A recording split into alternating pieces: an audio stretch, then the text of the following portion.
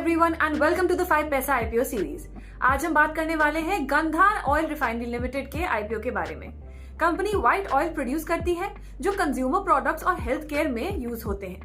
इस वीडियो में कंपनी के ओवरव्यू के बारे में बात करेंगे along with the IPO synopsis. तो अगर आपको इस आईपीओ के बारे में सारी जानकारी चाहिए तो प्लीज वीडियो को एंड तक जरूर देखें और हाँ, हमारे यूट्यूब चैनल को सब्सक्राइब करना ना भूलें। तो चलिए सबसे पहले डिस्कस करते हैं आईपीओ सिनॉप्सिस के बारे में। इस आईपीओ का इशू ओपन होगा 22 नवंबर को और 24 नवंबर को ये क्लोज होगा। आईपीओ की टोटल वर्थ है 500.69 करोड़ रुपीस, जिसमें 302 करोड़ का फ्रेश इशू है और एक ओएफएस भी है 198.69 करोड़ का। लॉट साइज है 88 शेयर्स और प्राइस बैंड सेट हुआ है फ्रॉम 160 टू 169 पर शेयर।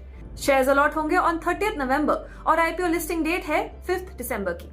इशू के बुक रनिंग लीड मैनेजर्स हैं Nuvama wealth management limited and ICICI securities limited. इस इशू के 4 ऑब्जेक्टिव्स हैं: लोन की रीपेमेंट और प्रीपेमेंट, कैपिटल एक्सपेंडिचर की फंडिंग, वर्किंग कैपिटल रिक्वायरमेंट्स की फंडिंग और जनरल कॉर्पोरेट पर्पसेस। चलिए अब कंपनी की फंक्शनिंग को अच्छे से समझते हैं।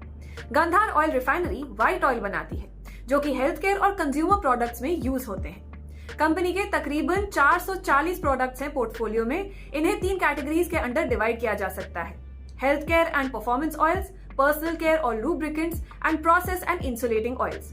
Products industrial, rubber, power, automotive और टायर इंडस्ट्रीज में भी यूज होते हैं। कंपनी की मैन्युफैक्चरिंग यूनिट्स इंडिया और यूएई में लोकेटेड हैं। इनके प्रोडक्ट्स 100 से भी ज्यादा देशों में बेचे जाते हैं।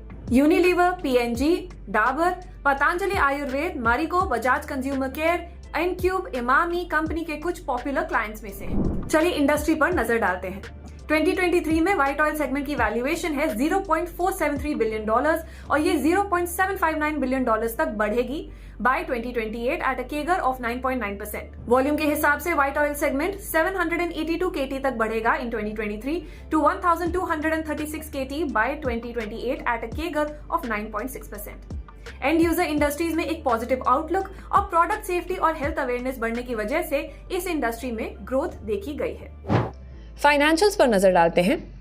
Revenue from operations was reported at 4,079.44 crore rupees for FY23 against 3,543.37 crore rupees in FY22 and 2,221 crore rupees in FY21, up by 15.13% in 1 year and 83.68% in 2 years.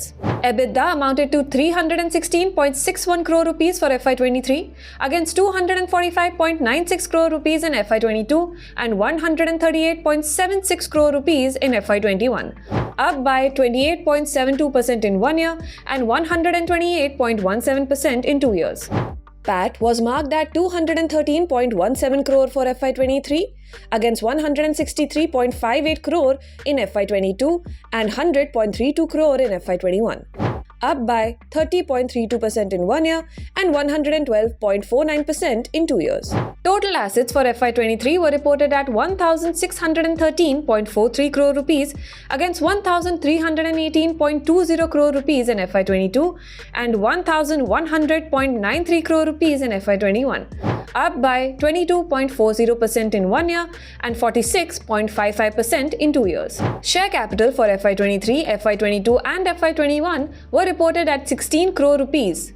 Total liabilities for FY23 were reported at 853.23 crore against 757.50 crore in FY22 and 656.10 crore in FY21, up by 12.64% in 1 year and 30.05% in 2 years.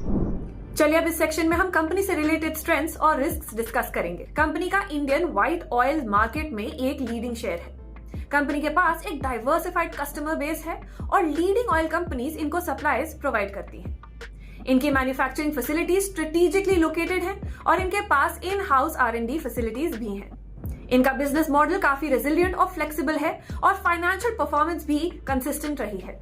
साथ ही इनकी management team काफी experienced है। अब बात करते हैं company से related risk की। कंपनी का major revenue personal care, health care and performance oil business division से आता है। रॉ मटेरियल सप्लाई में इंटरप्शंस बिजनेस को अफेक्ट कर सकता है। Company South Korea and the Gulf Cooperation Council region से अपने बेस ऑयल्स और रॉ मटेरियल सोर्स करती है। They are also expose to counterparty credit risk and forex rate fluctuations. And lastly इनकी वर्किंग कैपिटल रिक्वायरमेंट्स काफी high हैं। मेरी तरफ से फिलहाल इतना ही and thank you so much for watching this video.